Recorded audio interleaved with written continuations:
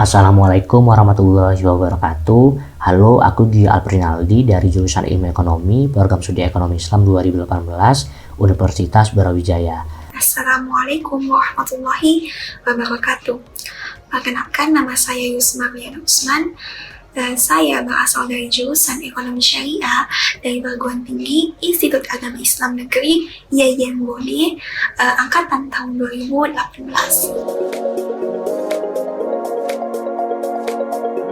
Alasan saya yaitu di mana di sini dalam jurusan saya di sini ada ilmu ekonomi yang dipelajari, bukan ilmu ekonomi konvensional tetapi ilmu ekonomi dari sudut pandang Islam.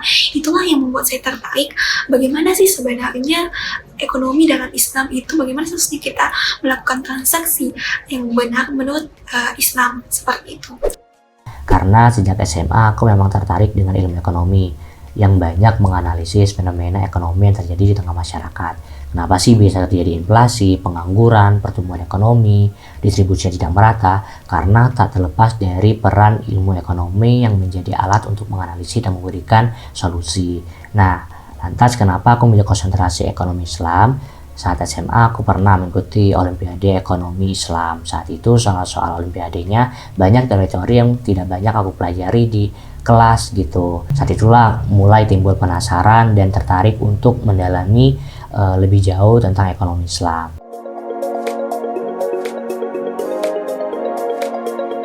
Di sini kita mempelajari ilmu ekonomi makro dan mikro dari segi konvensional dan dari segi Islam. Kemudian di sini juga di jurusan ekonomi syariah kita mempelajari akuntansi dasar, kemudian manajemen keuangan, qawaidul fiqhiyah, kemudian ulumul Quran, dan masih banyak lagi mata kuliah menarik lainnya. Ekonomi Islam adalah ilmu ekonomi yang berlandasan Al-Quran dan Hadis dengan tujuan mencapai falah atau kebahagiaan dunia maupun akhirat. Nah, jadi analisis ekonomi Islam memang mengkaitkan dengan nilai-nilai Islam. Mata kuliah yang kita dapatkan di ekonomi Islam itu ada fikih muamalah, hukum syariat yang mengatur transaksi muamalah seperti akad jual beli, akad rohen, akad utang piutang, dan lain sebagainya. Terus kita juga dapat filsafat ekonomi Islam, di mana filsafat ini melatih kita untuk berpikir secara sistematis bagaimana terbentuknya sebuah sistem ekonomi Islam. Terus sejarah pemikiran ekonomi Islam, mikro-makro ekonomi Islam, dan lain sebagainya. Dan jangan salah, kalau EKIS itu tidak ada hitung-hitungannya, kita tetap ada hitung-hitungannya. Kita ada matematika bisnis dan statistik yang nanti berguna untuk data kuantitatif.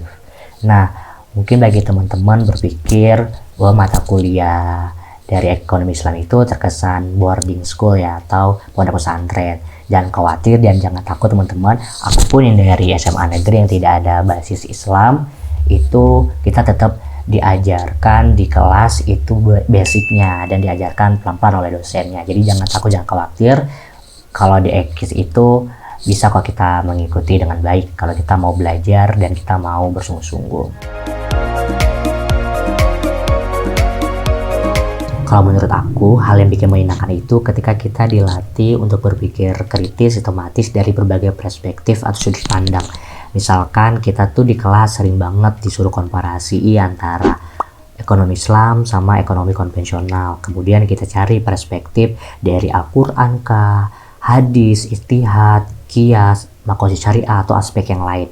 Nah, ini menurut aku sangat tertantang. Yang menjadi menyenangkan karena di sini kita bisa bertemu, khususnya bagi orang-orang yang memang menyukai matematika. Di sini kita bertemu dengan kurva-kurva, rumus-rumus, dan tentunya hal tersebut lebih menantang kita untuk terus belajar. Ada orang yang mengatakan bahwa di jurusan ekonomi itu, khususnya ekonomi syariah, kita lebih banyak mempelajari tentang teori. Nah, anggapan itu salah besar, di mana di jurusan ekonomi syariah khususnya itu kita tidak hanya mempelajari teori, tetapi kita juga mempelajari matematika.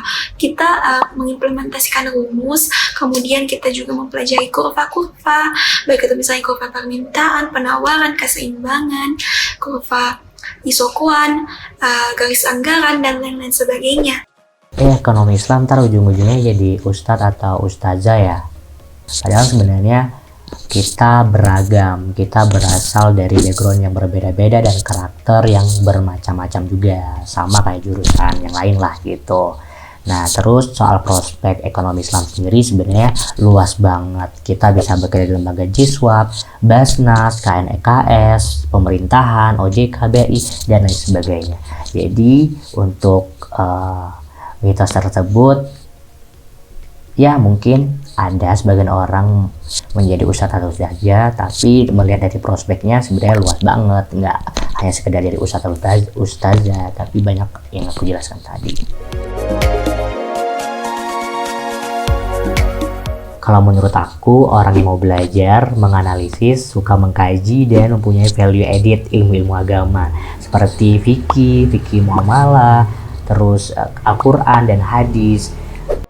Orang yang menyukai perhitungan, kurva, atau memang yang sudah tertarik dengan ilmu ekonomi itu sendiri. Terima kasih. Wassalamualaikum warahmatullahi wabarakatuh.